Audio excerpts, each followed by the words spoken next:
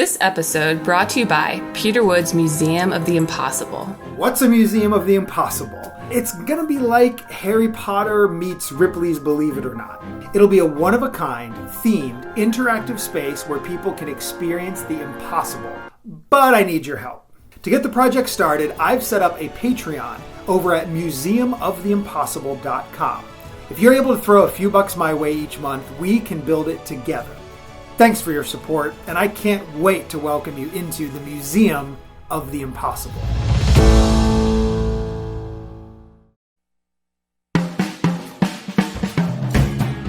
Welcome to the podcast of the impossible.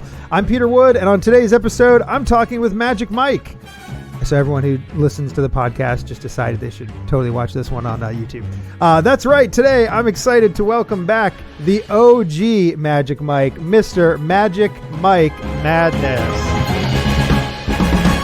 Welcome back. Thanks for being here. All the pleasantries. Last time we did this, I billboarded you as a magician and a wrestler. That is how I first was introduced to you. I was helping out at the Magic Warehouse in the greater Baltimore area, and Howard, the owner, said, "Oh yeah, Mike the wrestler is gonna be coming by later today." And I was like, "What?" He was like, Mike, Michael, the wrestling magician guy. And I'm like, "You're saying this like it's a thing, like I should just oh yeah, sure, I have no idea what you're talking about." And he's like, "Yeah, there's this guy. His name's Mike, and he does wrestling, but he does magic at the same time." And so, and so then Howard told me a couple of stories, and then sure enough, when I met you and you were coming and looking for stuff, I found it fascinating that here's this really weird specific niche where there are plenty of magic tricks that would not work for you when you're wearing that hat because of the physical requirements of what you're doing. So last time we talked about your magic origin story. I want to talk about wrestling, and I want to hear how did you get mixed up in that world? And then I assume did you try anything else other than being a magic wrestler, or tell me all about that? Yeah, so I'm just gonna start off with the fact that The Rock's my dad. Okay, all right. I wish. Nice, yeah. I'm totally joking.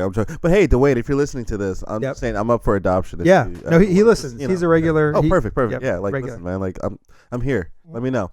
But no, nice. It was funny. I was actually working at a airport car rental place, and I always had the passion. I love pro wrestling. I thought it was the coolest thing ever since I was a little kid. I always looked up to people like The Rock and Stone Cold and the John Cena's and and other people. And I just was like, you know what, this is so cool, and I would love to totally be in the ring one day. And so I had a buddy of mine at the place I was working at. He actually was a backyard wrestler. Okay. And I was like, that's cool. Can I come? Can I just check this out? And he goes, yeah, sure, man, come through. Nice. So I started doing a little bit of what's called backyard wrestling, which is, really looked down on by professional wrestlers, to be quite honest. So, but, so from there, I was like, this is cool. So what is that backyard wrestling entail? So backyard wrestling is basically a bunch of, to be quite honest, a bunch of young people or young kids trying to do what they see on pro wrestling, which is really dangerous because you're not trained. You don't know how to do certain things safely. Right. And you're in someone's yard? I mean, is there any... Technically, so the great part about this is it actually was in a actual building and actually had a wrestling ring in it. Okay. That helps. Is most people, when they start off doing backyard, it's literally yard. Yeah, literally. Okay. But I was, I got I took a suplex or something like that, and it hurt. It was bad. Okay. And I was like, man, this sucks so much. But I don't know why I felt this adrenaline rush, and I said, I really want to try this a little bit more. And so, and you're going to hear me say this a lot, is that I prayed and I said, God, I want to go pro with this. Okay. So can you have me meet the right people at the right place at the right time? I said those three things very specifically. And I would say a week or two passes by, Mhm. and randomly at my job, a wrestler from the WWE of all places, Wow, his name yeah. he goes by the name of James Ellsworth, Okay. was renting a car from the facility I was at, and I Nice. saw him. I said, "Hey, how you doing? My name's Mike. Da da da da da. I really want to be a pro wrestler. What can I do to get training?" Or da da da. And he goes, "I usually don't do this, but one of my best friends, is a trainer. Here's his number. Hit him up." Nice. Wow. And I said, there you go. "Oh my gosh, this is great." Yeah. So I ended up reaching out to the gentleman, and come Okay. to find out, he's only 20 minutes from my house. And I was Wow. like, "What?" That's cool. So from there, he trains me up. He goes by the name of Sicken. He trains me up, and I just learn the ins and outs of wrestling. And it's really funny because when I first got started with the wrestling, he goes, "Well, tell me, what do you want your character to be?" And I said immediately, "Take a guess." Magic Mike. Nope. Oh. I said, "I want to be a demigod." Okay. And he goes, "That's a weird character." I said, "That's what I'm going to be. I'm going to be a demigod. Yeah. And I'm going to be named Maestro Mike Andrews." And Okay. and so he goes, "Okay, well, let's just think about that." Yeah. And then so we were waiting for some of the other guys to get there, and then there was a few guys that were showing up. And so while we were waiting, I was like, "Hey, you guys want to see like a magic trick?" Okay. So I just started doing tricks and whatever. Yeah. And then they're like, "That's your character." I said, "What? That's your character?" I was like, "Nah, I don't want to be a magician wrestler. That's stupid. Like, Yeah. no one would believe it." And so I was like, "You know what? Fine. I'm gonna try it. And I bet you it won't work." When I tell you, not only did it work, Yeah. but people really were catching on to it. People Yeah. loved it no matter where I went. Then I was like, okay, well, how can I really build this up? And then even got to a point where I had a chance to wrestle like WWE Hall of Famers. I wrestled people who were in the WWE. Nice. I got a chance to do magic for people who were not only in WWE, but people who are in now, it's called AEW Pro Wrestling. Okay. I did magic for like people I see on TV, Right, you know? right. And I'm talking to Nice. them, and I did magic for them, and it's like, I will definitely say that it's a decision I'm glad I made.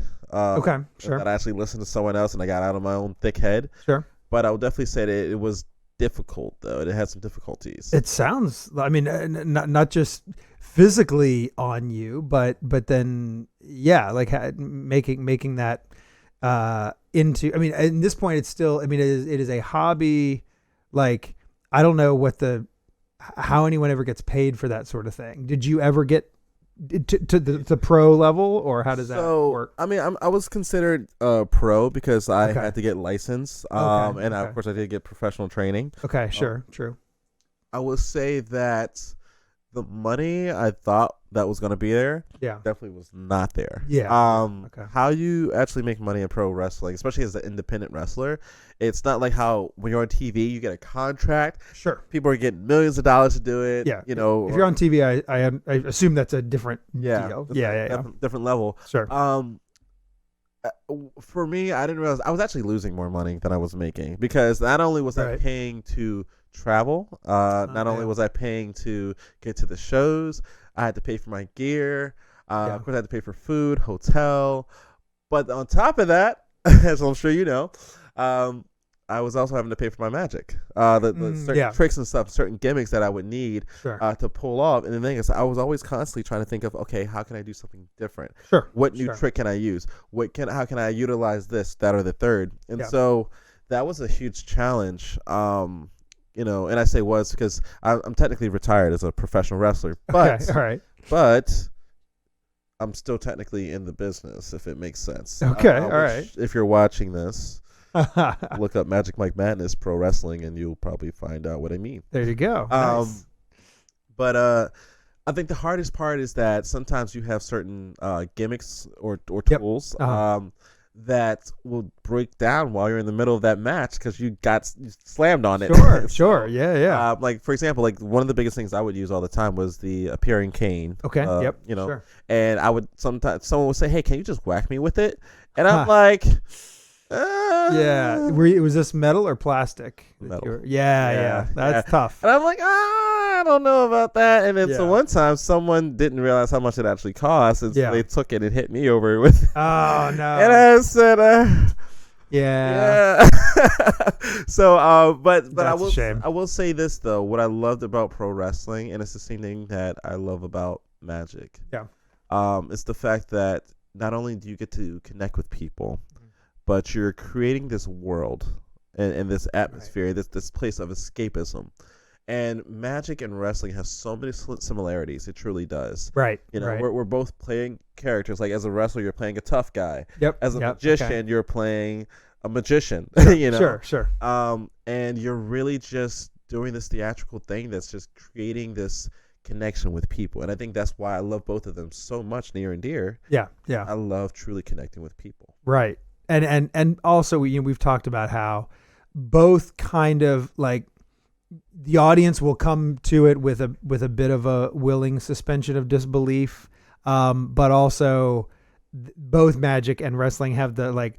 There will be the guy that elbows his wife and says like, "Oh yeah, this isn't real. This is all fake." With both Magic and wrestling, and it's like, okay, yeah, but how does it look? Like if it looks good, and it looks like something either impossible or something that death-defying stunt stuff, like then just go along with it and enjoy it, Right. It's funny because you don't ever see anyone go watch The Matrix or Harry Potter and say, yeah, I don't think he's really a wizard. Right. Yep, that one's not real. Yeah. It's like, it's funny. Yeah, you're definitely right. Like, and especially me having to do both. But I think that's what the beauty of it is the fact that with Magic, you can be as silly as you want, or you can be as serious as you want. Right. With right, pro okay. wrestling, you can be as silly as you want, or True. as serious with you want. And the fact that I, luckily, am a very comedic person. I'm pretty good with improv. Okay. So, especially when tricks wouldn't work while I was in the middle of the match, Yeah. I would make it funny and be like, "This is all your fault." Right. My biggest thing, I was a heel most of the time. A heel, Okay. for those who don't know, in pro wrestling, a heel is a bad guy. Okay. So the fact that I got a chance to play the bad guy, but then also blame other people for my tricks not working, is the funniest thing in the world. Nice. But it really, how I knew it started clicking with the fans, and that it was really starting to work, was when after certain shows, and this was not in people or areas that I lived in. This was like people far out and wide. People would literally somehow manage to find me and the other wrestlers at restaurants or whatever and say, "Oh my gosh, you're that Magic guy. We hated you so much. We had so much fun. Thank you." That's cool. And I was like, "You're welcome." yeah.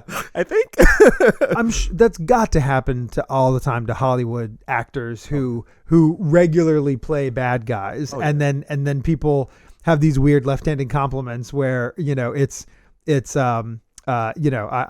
appreciated it, but also like, okay, but I'm a nice person in real life, right? Yeah. That's got to be fun for you, strange for them. Yeah, for sure. Yeah, like honestly, like I can only imagine what Malfoy goes through. Yeah. That's exactly. Wasn't it real name Tom Felton? Tom. Yeah, there you go. Look at that. Yeah. The Harry Potter street cred. That's, I'm a wizard, guys. Oh, by the way, in case you're curious, actually, Peter, do you know what you are? Your house? I'm Ravenclaw. Yeah, I believe it. There you go. You can give off see that. You give off Ravenclaw vibes. Because it a Gryffindor is just too on the nose, and then definitely not Slytherin. Obviously, I'm not brooding enough. Yes. So then it's something about Hufflepuff just feels too. That's like a breakfast cereal, Ravenclaw is just mystical enough without being as Slytherin, so anyway, I have a scarf. When it's cold out, I'll wear my official Ravenclaw scarf. Very but nice. that's I'm not deep into Potterdom, but okay. I think something about magic sort of there's a lot of overlap, because especially if you do shows for families, you will get questions or references to the Harry Potter world. And so I want to have a little bit of a knowledge about, like, no, I've never seen the movies or read the books. Like, okay, yeah, I should know what I'm doing. Actually, with that being said, I'm gonna bring something up about what you just said. All right. Before I do, Yeah. what house do you think I am? I'm gonna go Slytherin or Hufflepuff. Is it one of those two? Let's narrow it down. Or did I get it wrong? Okay, you're the magician here. You're good. You're getting good. I'm getting okay. So it's one of those two. Okay. So I'm either brooding, Yeah. or I'm a breakfast cereal. Yeah. I think you're breakfast cereal. I definitely am. Yes! I took the test 3 okay. times. Okay, all right. Full on breakfast cereal. Yeah. I'm a waffle. Fantastic. It's the funniest thing though too, because like I said to myself, "There's no way I can be a Hufflepuff. There's no way." Right. I took the test 3 times. Every single time. That's Hufflepuff. Then the last one literally said, "You're a fluffy pancake." Okay. Yeah. Like, Stop taking the test. Right. Like, I was like, wow. That's hilarious. But you brought up a great point though, as far as a magician, we got a lot of like references or thoughts about Harry Potter or questions asked to us, and that really brings up a person that comes to my mind is Illusions by Vic. Yeah. He has been doing this for a very long time, and like I don't know if you ever seen him. You seen him? Just a couple. I've seen short. Like I've never seen a full show, unfortunately, but routines that he's done. Yeah, and I think he does. He could play Snape. Sure. He Yeah. Snape Yep. stuff. Like, yep. yeah, I think he's quite very talented. Yeah. He pulls everything off and pulls it together, and I see people love him, and I love him too. I remember when I was a kid, and I randomly saw him at a movie theater. It was during a Harry Potter movie, and they brought him in to do a quick little something, and it was like, I was like, oh, this is really cool. Yeah. No, I respect. I mean, anyone who is committing to a look and a feel and an aesthetic, I already put them in a different category, because there are so many guys that, just sort of, you buy stuff at the magic shop and you do it, and maybe you have some sort of perspective or point of view, but whenever somebody has like a look or an aesthetic or a feel, I can tell that they've given thought to that. So yeah. And were you sort of doing that with wrestling? Like you had a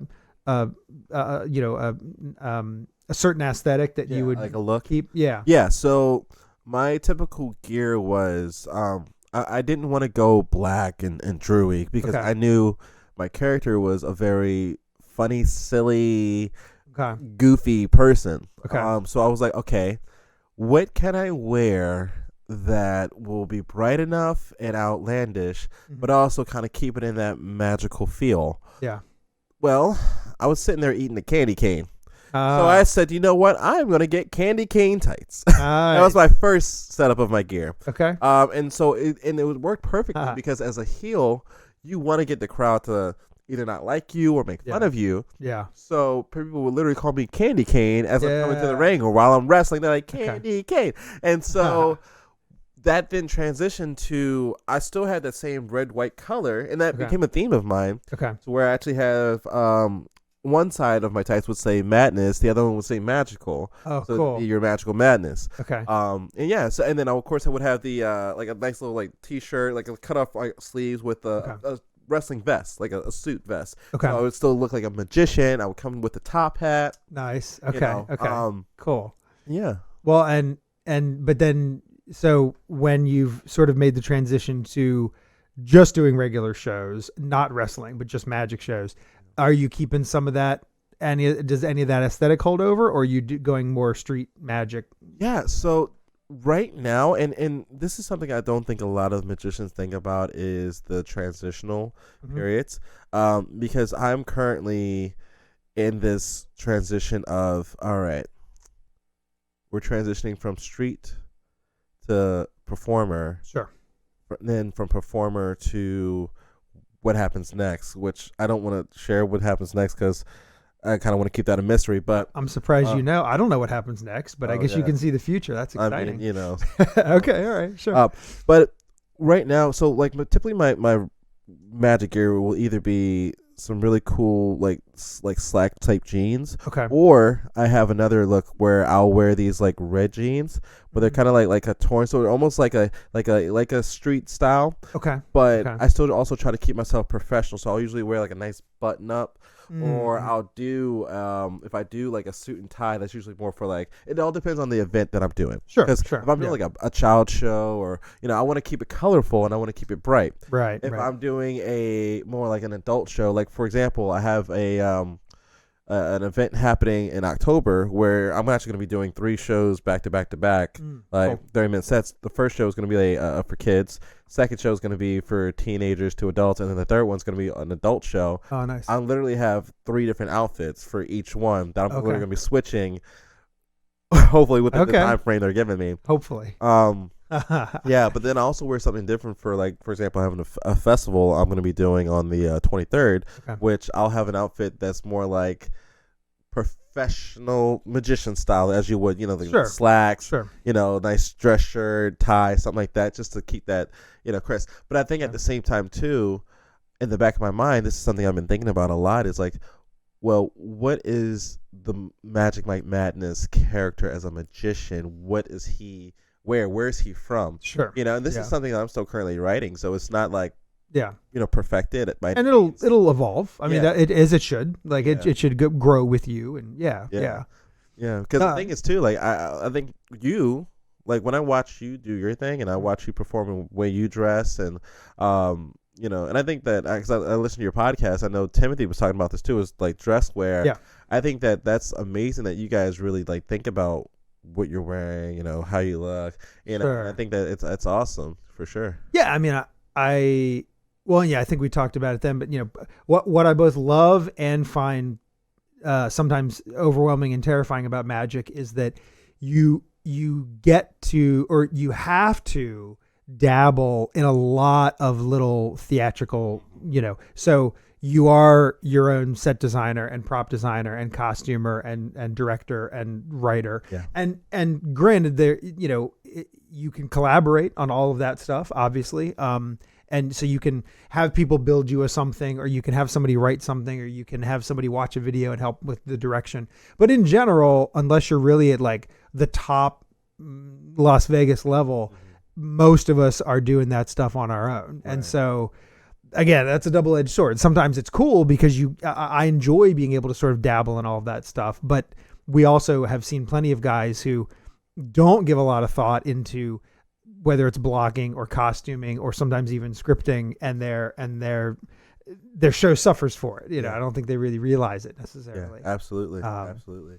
Yeah, I think that I definitely agree. And I think that some people don't put enough thought into it because I think they're just like, well, I just want to kind of go and do it and sure. call it a day. Sure. And some people truly also, I think, struggle with that creative blockage. Yeah, sure. I know for me, like, one thing that I'm really good at is like, hey, I can come up with a great story, right? Okay. Because even with my shows, even when I like started off with the kids show that I think I talked about on the last episode, like I knew where my story was gonna go. Mm-hmm. And I know, like, that's even why I'll wear like that street to professional look now. Okay. Because my story is still building out. Like I Sure. can kind of share what my story is. It's Sure, really yeah, all yeah. about dreams. Okay. Because right now my dream is, hey, I want to live this dream. I want to be a magician. Right. And, Right. and so, like, if you watch my show, you'll hear me mention a lot about dreams and Cool. visions and predictions and things like that, because like Nice. that's how I see where I'm at now. Now the transition from there is going to be something really cool because Okay. and I've been already writing it and working on it. Okay. But I think that it's just the whole building of the character, the building of the show, the building of the atmosphere. I think Right. it's really, really That's really cool. amazing. No, and it's good. I mean, it's good to be thinking about that. Far too often, magicians aren't thinking about the subtext. You're just focused on the text, but you're not thinking about, and also, especially because we're so in it so much, it is hard sometimes to take a step back and sort of look at it from where have I been, where have I going? It's because sometimes you're just so in it in the moment, That's awesome. Well, as that progresses, we'll have to have you come back on and chat about it. Sure. Can Where- I ask you a question? Sure. For you, do you consider yourself a magician? Do you consider yourself a illusionist? What do you consider yourself? I'm a collector of the impossible. Next Yeah. question. No. True. No. I mean, no. I think so. The lie of the show is that I am not a magician. Like the lie is that I have acquired these things that do these impossibilities. And I think that everybody is on board with the fact that that is a theatrical choice, and it's not. It is me doing the stuff, right? Making the things happen. But I kind of like. I mean, it wasn't that long ago that, I mean, there, and even somewhat still today, where a magician would come out and say, I have magic powers. Let me show you. And I don't know if people bought it then. I mean, maybe 2,000 years ago, but in vaudeville, you know. Yeah. So yeah, so I think it's, and also there's something about, like, within the mentalism community, there are some people who say, oh, I pick up on micro expressions and body language, and that's how I'm able to figure out what's going on in your head. And that is usually BS, you know, and I kind of have more respect for someone who's like, I'm a mind reader. I can tell you what's inside your head and I can put thoughts into your head. Like, and even at a core level, I'll know that's not true, but that's a much more fascinating character to watch on stage, you know? Yeah. And yeah, so but I don't have a problem with people billing my show as a magic show, because that is an easy shorthand for, if you like magic shows and you see my show, you'll like it, you know, but I'm also, I mean, my business card says magician, showman, collector of the impossible. And because that hopefully gets people in the ballpark of, oh, okay, so it's like magic type stuff, you know, while also letting them know what sort of the goal is, you know. But it's funny though, because like that line of collecting the impossible, I believe that 100%. Good. Even knowing you personally, like, I mean, we're in the room. Yeah, guys, by the way, this man, I'm not going to give too much away, but this man literally is he is a real collector of the impossible. He has some crazy stuff. And like, I'm fascinated. Like, if you guys could be here, just know that you would feel like you're in Disney World and Hogwarts all at the same time. Like, it's crazy. Well, I should open a museum. You should. What would you call it? Let me pimp yours first, and then I'll pitch mine. So for more Magic Mike Madness, you go to Instagram. I am Magic Mike, and then on YouTube you subscribe to Magic Mike Madness for all of your video adventures, if they, you know, one or the other. But yeah, so, you know, if I am able to pull off the museum thing, that will be the Museum of the Impossible. So we're wheels are turning, stuff's being made. You got to see some, you know, works in progress over in the shop. So yeah, anyone who wants to get on board with that, I would appreciate it. I also appreciate you coming and hanging out here. So thank you so much for having me here today. And yeah, it was a good chat, and we'll do it again at some point. But that is going to do it for this episode. So if you want some behind the scenes access to the Museum of the Impossible project, or info about my public shows, private events, social media, and more, you can head on over to peterwood.com. I'm Peter Wood. Thanks.